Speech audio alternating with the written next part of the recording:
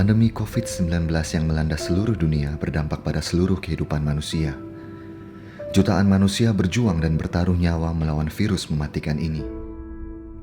Sektor perekonomian luluh lantak dan menyebabkan pengangguran di mana-mana.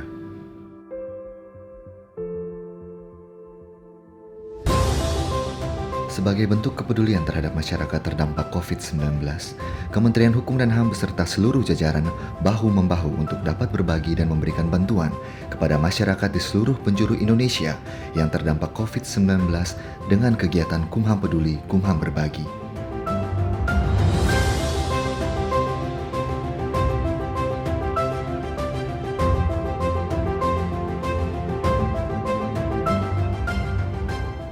Melalui kegiatan ini, Kementerian Hukum dan HAM menyalurkan lebih dari 46.000 paket bantuan sosial kepada masyarakat dan ASN Kemenkumham yang terdampak COVID-19 di seluruh wilayah Indonesia, termasuk masyarakat yang berada di wilayah perbatasan negara.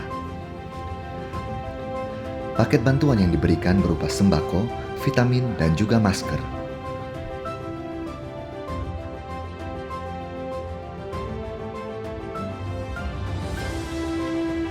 Pemberian bantuan ini dilakukan secara serentak di kantor pusat dan seluruh kantor wilayah Kementerian Hukum dan HAM mulai tanggal 29 Juli 2021.